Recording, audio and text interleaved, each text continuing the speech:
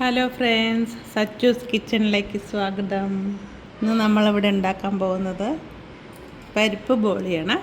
അതിന് കുതിർത്ത് വെച്ച പരിപ്പ്, കടലപ്പരിപ്പ് കുതിർത്ത് 1 മണിക്കൂർ കുതിർത്ത് വെച്ചിട്ട് ഇപ്പോൾ ഞാൻ കുക്കറിൽ വെച്ച് വേവിക്കാൻ പോവുകയാണ്. ഈ പരിപ്പൊന്ന് വെന്ത് കിട്ടിയിട്ട് ബാക്കിയുള്ളത് നമുക്ക് നോക്കാം.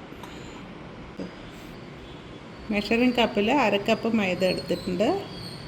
കടലപ്പരിപ്പ് 1/2 കപ്പാണ് ഞാൻ വേഗം വെച്ചിരിക്കുന്നത്. കുതിർത്തിട്ട് വേഗം വെച്ചിട്ടുണ്ട്. ഇപ്പോൾ ഈ മൈദയിൽ 1/2 സ്പൂൺ മഞ്ഞൾപ്പൊടി, എണ്ണ,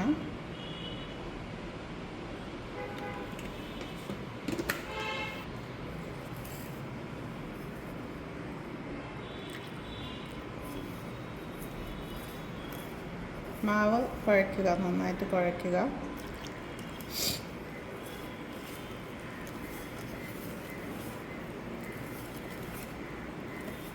കുഴച്ച് നല്ലോണം സോഫ്റ്റ് ആവണം.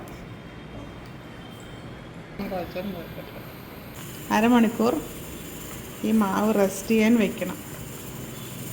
അപ്പോഴേക്കും നമ്മുടെ പരിപ്പ് വെന്ത് 5 വിസിൽ വരണം. നമ്മുടെ പരിപ്പ് വേകാൻ തുടങ്ങിക്കഴിഞ്ഞ് വിസിൽ വന്നുകൊണ്ടിരിക്കുന്നുണ്ട്. 5 വിസിൽ വന്നാൽ നമുക്കിത് ഇറക്കാവുന്നതാണ്.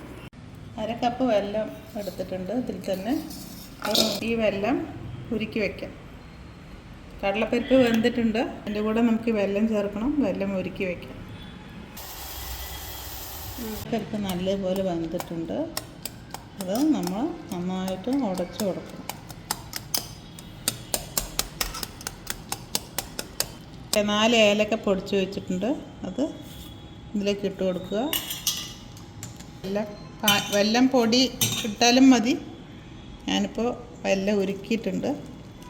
അത് ഇതിലേക്ക് ഒഴിച്ച് കൊടുക്കുക.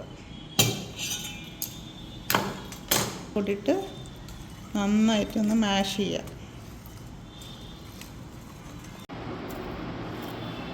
ഈ കടലപ്പരിപ്പ് കൂട്ട് ചെറിയ ഉരുളകളാക്കിയിട്ട് ഈ മൈദാമാവ് കുഴച്ചതിൽ വയ്ക്കുക.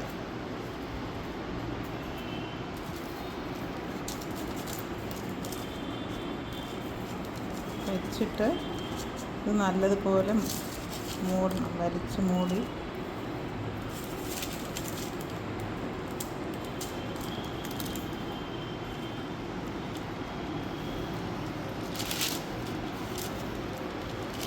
വേറൊരു ബട്ടർ പേപ്പർ വെച്ചിട്ട് നല്ലതുപോലെ കൈ കൊണ്ട് പ്രസ് ചെയ്ത് കൊടുക്കുക.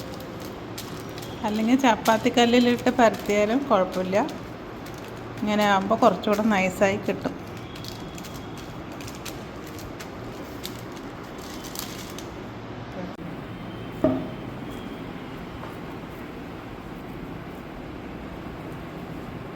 മൈദമാവ് മാത്രം കഴിച്ച് നന്നാക്കുക.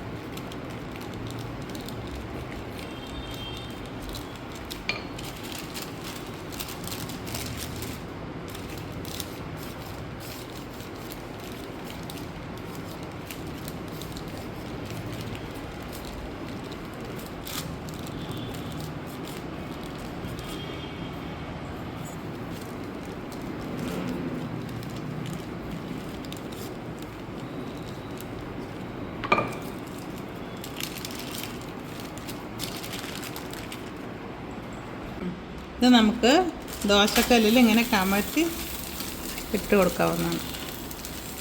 അതങ്ങനെ വേർപെട്ട് വരും. ഇതിലേക്ക് നമുക്ക് 1 സ്പൂൺ നെയ്യ് ഒഴിച്ചിട്ട് തിരിച്ചും മറിച്ചും ഇട്ട്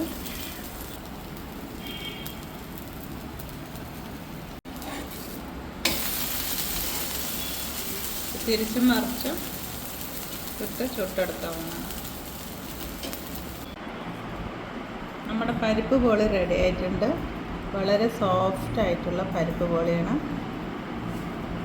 സോഫ്റ്റ് ആൻഡ് ടേസ്റ്റി ആയിട്ടുള്ള പരിപ്പ് ബോളി നിങ്ങൾ ട്രൈ ചെയ്ത് നോക്കൂ.